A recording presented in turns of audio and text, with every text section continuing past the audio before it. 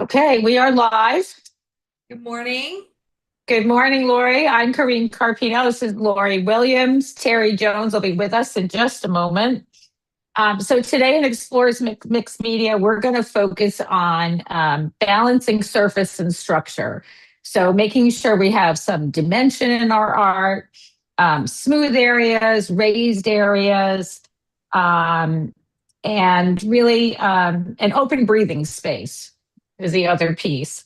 So we're going to use a variety of materials today. I have some fabric, I have some gel prints, I have um, basically, yeah, some other elements that I can attach to my artwork. And I'm going to work on a small 5x5 piece.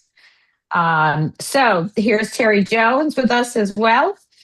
Um, so, um, so I'll be working with fabric and paper basically. And Lori, what are you working with?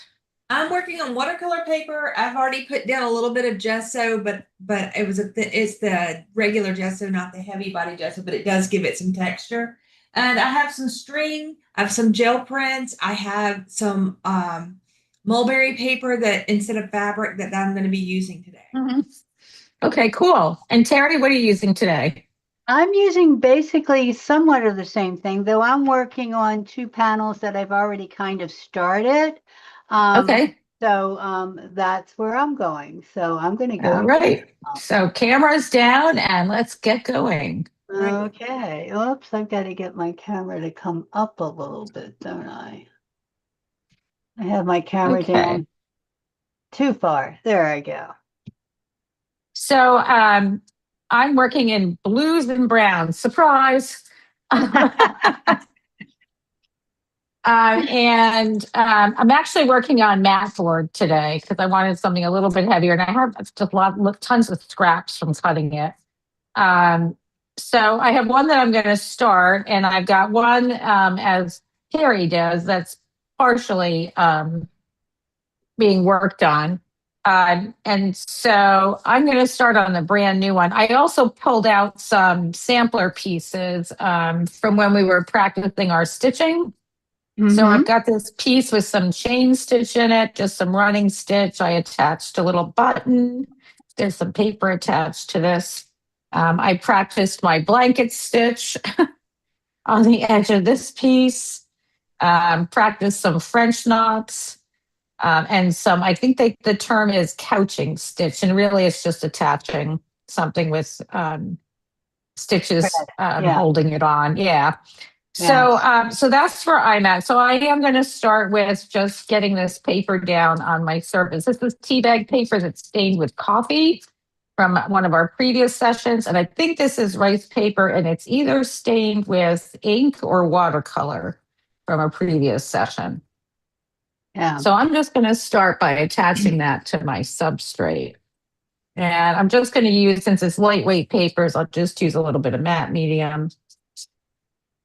I'm going to start out putting down some background paint with paint Okay. with a 1-inch sprayer to go that goes over some of the texture that I have already on paper. Oh, that's a Oh, and great that idea. texture, yeah, that's a good idea. And then that texture is going to show. Right. Very cool. Very cool. And I'm going to start with, I had put these papers down and done a little stitching, and I'm going to start with actually calming down some spaces with different colors. Okay. This one here is almost done. This is the one I worked on 2 weeks ago, and That's last night pretty. worked a lot with calming it down, and I still have to figure out exactly. I'm still in the thought process of this, but Mm-hmm. so I'm going to kind of start making a little more in the way of texture and a little more in the way of calming down. So that's where Okay. I'm going with mine. So Well, very cool. So we all have kind of a little bit different approaches this morning, which is great. People get to see lots of different ideas going on. And I'm just going to get this tea bag paper down. I'll just pull it over the edges for now. And get out a credit card. Just gonna smooth this out. Love how the texture pops when you put just like a light thing of paint. Right, yeah. Yes. All right, now I'm just gonna start laying down. I have some gel prints. Some work from our coffee stain, some I've done on my own, some are from our wabi sabis. And I also have some done in the paint, and the reason I chose paint gray for the bottom is because I also have some interesting, I can add interest that matches. Oh, nice. Yes. And obviously have the string too, already. I'm just going to get this down. Now, I'm using some watercolor ground on mine because I am thinking that I may want to, when I get the more texture, I may want to do a little bit of coloring on it. And the watercolor ground really is nicely accepts some color. Mm-hmm. And so I'm just using a little bit of that on the beginning of mine. So it's going to look white, but it's not necessarily going to stay white. Sometimes I Right. dye this watercolor ground to color. You know, I'll use some watercolor or some pigment to make the watercolor ground a color, but I Mm-hmm. don't necessarily have to. I'm just kind of building more structure, like, and I'm going to try to use some semi-transparent paints to kind of also build a little bit of interest, but I'm going to stay in neutral colors because that's not, you know, I want to try something different. Right. Me, neutral colors. Right. It's more my thing, neutral Right, I colors. know, I know. I thought it, well, I love the little lavender they got in here. And Mm-hmm. so I'm just letting it become. Um, we'll see how it works.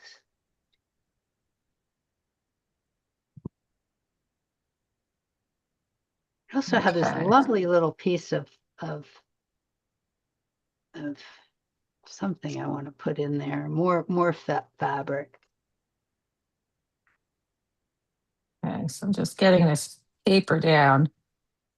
And then I'm going to set this aside to dry. That rice paper, I must have crumpled it up too because it feels almost like felt. Oh, we did do something once that we I crumpled know. and I uncrumpled I and crumpled and uncrumpled. Yes, I remember that I one. think you did this with Yeah, us. You led yeah, us. yeah, Yeah. with the And watercolor paper the or the watercolors. yeah, on rice paper. Yeah. Yeah. Okay. I, So my this happened before. My coffee stain moved just a little. So I was trying to be pretty gentle with it. And I'm actually going to just take this wet wipe or baby wipe and just kind of pull off where it moved into some of the white areas because I don't really want that. There we go. So it easily cleaned up, thankfully. oh, good. Okay. All right. And I'm going to set this one aside to dry while I work on my other piece. Right. So this is the same thing. I have a piece of mat board and I've got a piece of the paper. This paper that's on it was a paper that we did together in a previous session, and it's coffee and I think watercolor. So either that or acrylic ink, I'm not sure. And I'm just going to take some, going to use some heavy gesso, but I first have to get my fabric down. So we're talking about balancing our artwork and balancing the composition as well as the elements between smooth and rough and the different textures. So I want this to be very balanced. Now, Terry, I have a question for you. I don't have Yes. any fabric. I don't have any fabric glue. Uh-huh. So is it better to glue the fabric to the paper using tacky glue or medium? I don't think there's really much difference, but I think I would probably use the tacky glue. I Okay. would, I think the tacky glue is going to tend to have a little more elasticity Got than it. the medium, I think, because the tacky So- glue says it's for fabric. right. It At can least be. the But I Eileen know one.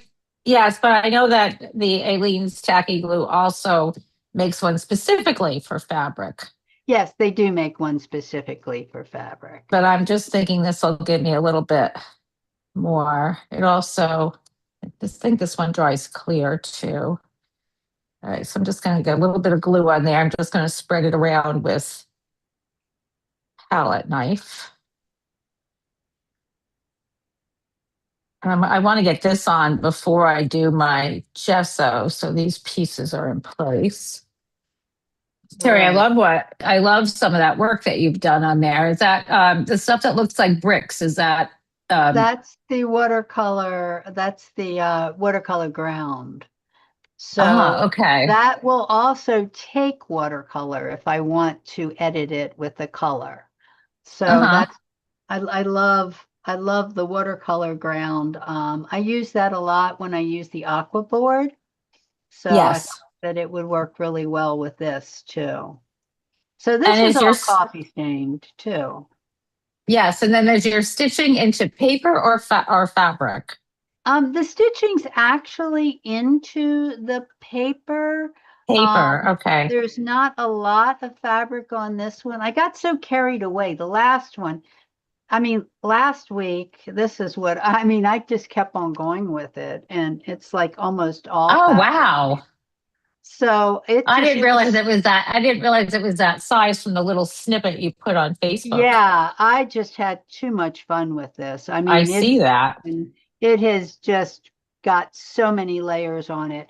And but it's got paper and fabric and all of that stuff. So I had a grand time with that one. Um, I just sat all by myself and played for hours. It was great. But this one I'm trying to keep simple.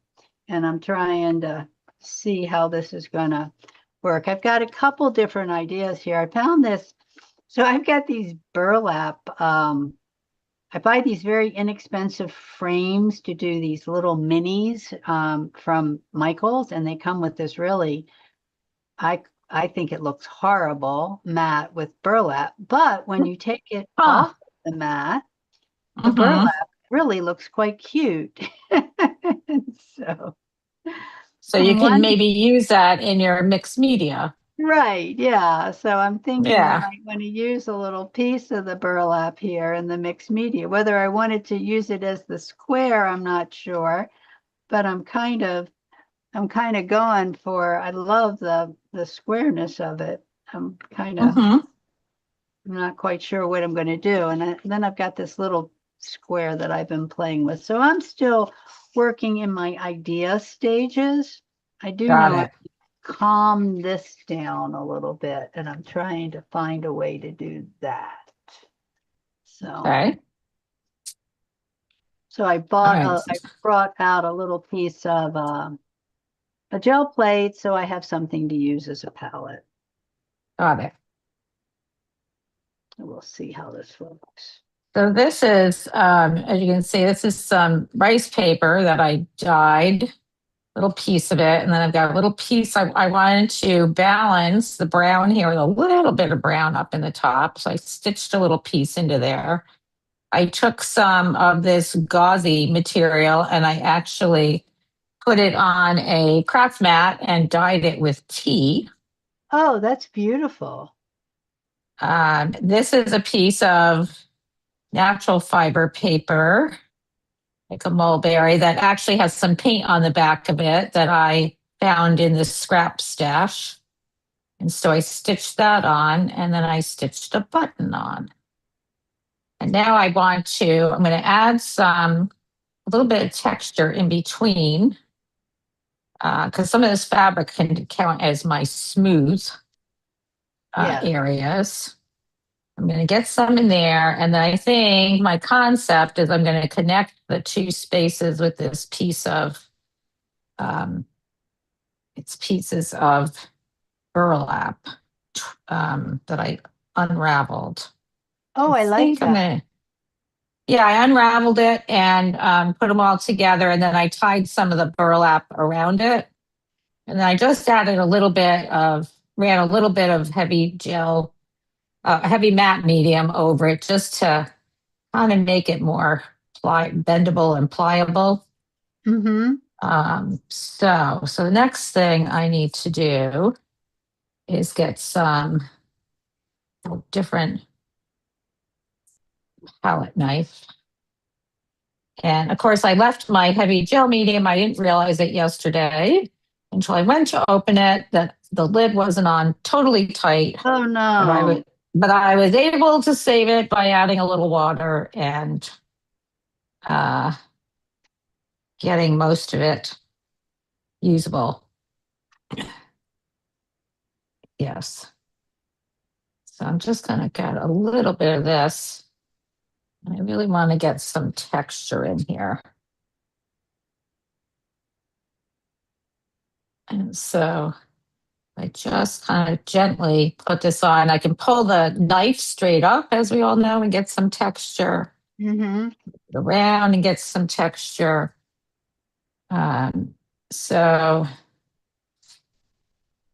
remembering some of my wabi-sabi techniques here. I could put color over this when I'm done, but I really want that white space Yes, I like the white space in it. because I think that's the calming space in this. I want the gesso, heavy gesso, to come right up to that fabric and around it.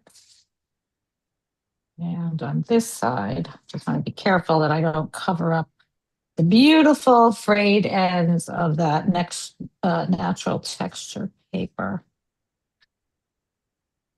And you can just see a little bit of the background colors that I started with through that. And I do want a little bit of that to peek through here and there. Yes. Okay. I'm trying to decide if I'm going to use more texture or what I'm going to use in here. I calmed down this a lot over here, but now I want to Yeah, that's pretty. put another, but that looks too bold. So That is a little bold. it is a little bold. I might not, as Lori. much as I love this, I'm not sure if I'm going to be able to use this black in here. Well, you guys have all these neat little like fabric-y little things. Well, you know how it is. Yeah. Yeah, I'm a We little started- fabric addict.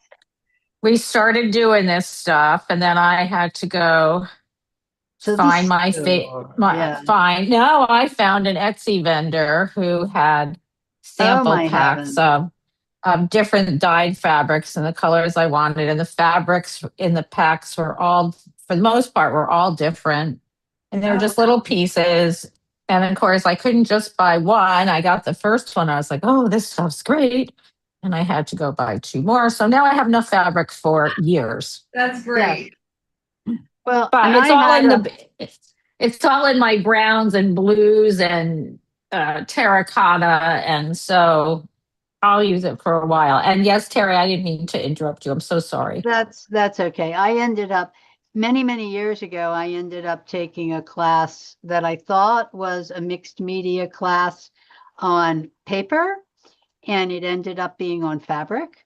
So Aha. I showed up for this class and they said, did you bring your sewing machine? And I said, excuse me? Ah. So I made all sorts of really cool things and I learned lots of things, but I ended up with this whole fabric thing. And then I ended up with a whole bunch of felting stuff. So I still have endless amounts of different fabric, and I just love playing with it. So I was thinking, I actually had a little bit of silk here, and I was thinking of using some of the silk, but that's where I got so lost in the last one I did, the one I just showed you that was really big. I just kept on belting it and putting more stuff on it and embroidering it, and it was fun. I know I sat in front of the TV the other night and had my little bag of fabric and uh, embroidery thread by me and Having just fun. just made a few little things Yeah. mindlessly. Okay, so I think I'm going to put this one aside. I'm pretty happy with how it came out. I've got all my elements together. Yes, I think I that's think, beautiful. yeah, I think it's balanced. And I've got, dimension flat, rough surfaces. So I think I've accomplished what we set out to do on that one. And in the next 10 minutes, let's see what I can do with the next one. So I Well, did, go ahead. Well, and I think I may end up working a little bit on this one because this one's still a little too wet in places for me to do what I want it to do. So I'm going to see what happens with this one here just a little bit. And I'm not sure if this is going to work or if that's something I want to do. I have lots of smooth space and a little texture, but I'm just thinking I want to put a more something almost through it. And I'm not sure how. So I'm kind of working on That's a mine. little, That's a little, okay, that's a heavy, little, huh? Yes, it's a little heavy. heavy. It was I'm like still too working on wide. it. Yes. Okay. So yesterday I attached this gauze. This is more of the gauze that I tea stained to this piece of fabric. And I haven't attached everything yet. I've got it pinned together. And so I have my French knots, I have my couching stitch. I tied together I've got these strands again because I'm trying to create some similarity between the two pieces or use some of the same elements. And so this is my burlap strands again. And I wrapped some, this is a different kind of gauzy fabric. And I tore it up and wrapped it up and put it on a button on it. And I'm thinking now that I want to put all this together. So I'm going to do that first and hope I can still pull all the pins out. So I still have my embroidery thread attached to the back of here. And I am hoping that I can catch all of this and get this on.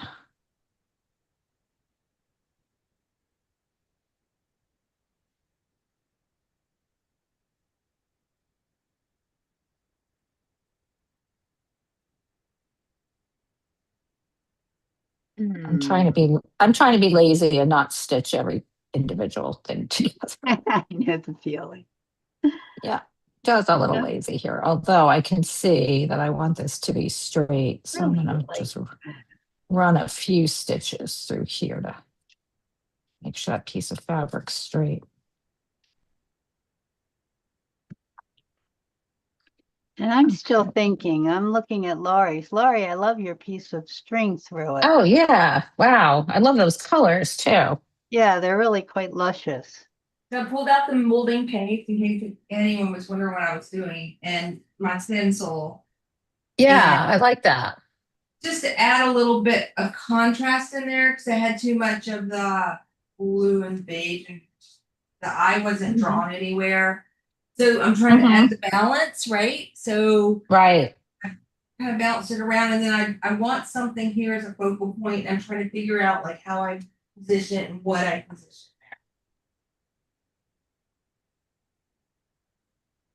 Looks like I feel like this managed. one just needs one little something, and I'm not quite sure what it is. So I'm working on that. This almost looks too thick.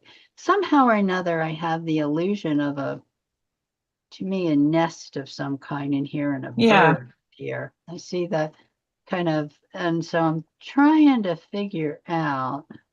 I'd like another branch through there, but I'm not quite sure how I want to do that. This is almost too dark for this.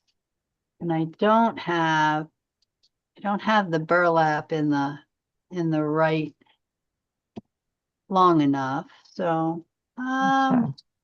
looking at different things.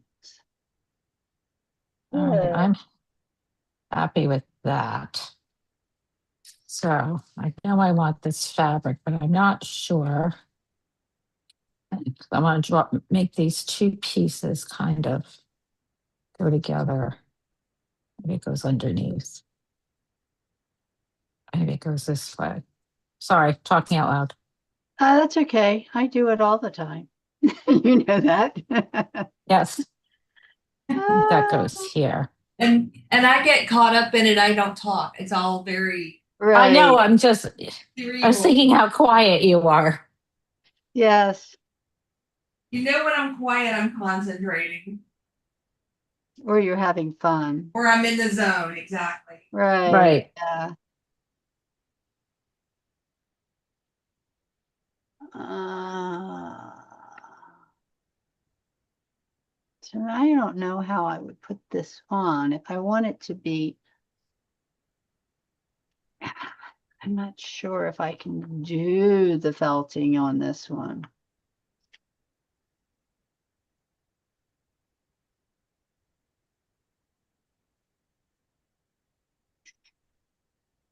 Okay, so I'm getting this little scrap of fabric here. So I want these to be companion pieces. So I want to make sure I have some of the same elements. And so I wanted to pick up some of this fabric again in this piece.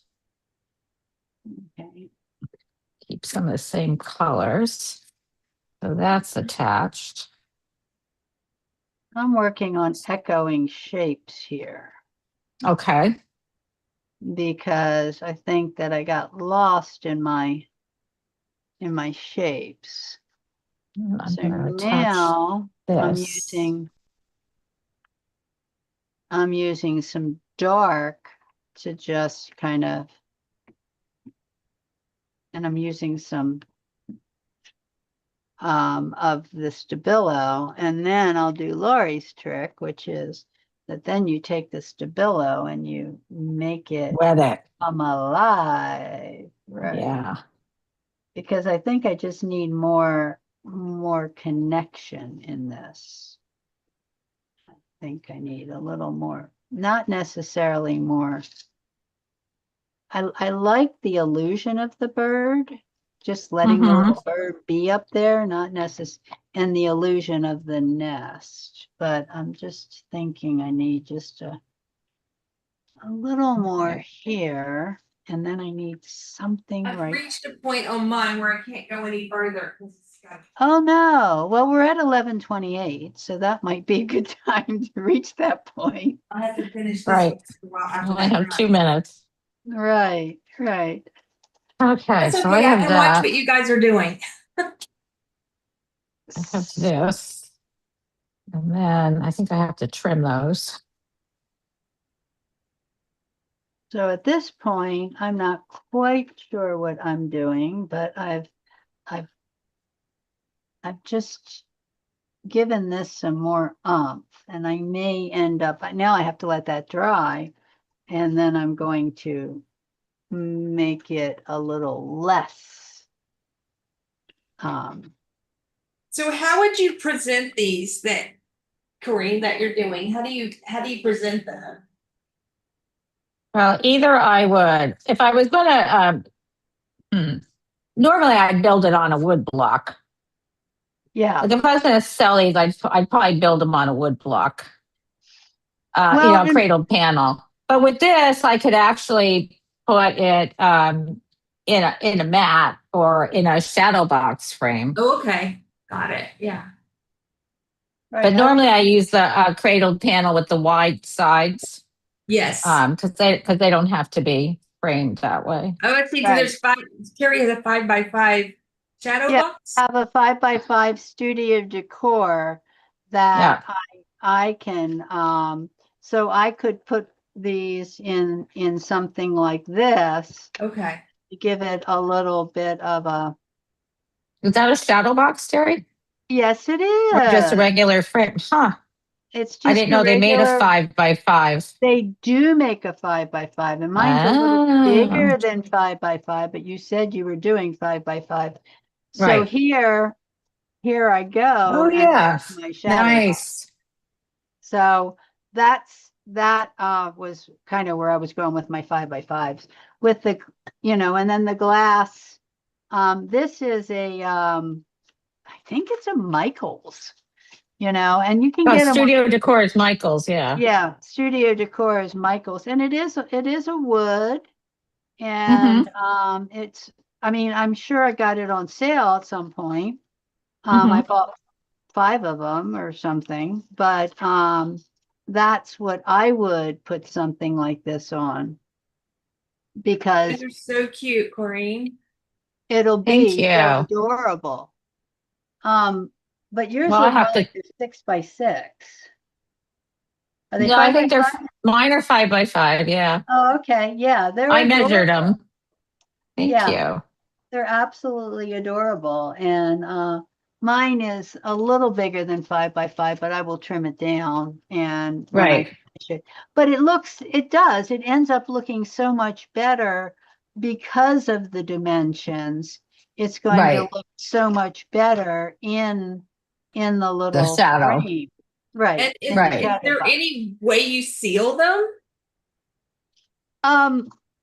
If I was doing it with on a canvas block, on a block, I would end up probably spraying it a lot, like 3 or 4 or 5 different sprays of whether I decide on a matte or a satin, to make it almost plastic. I have tried using the cold wax before, but when you have those beautiful pieces like Corrine has, I prefer a shadow box because Yeah. the felt's going to does not do well.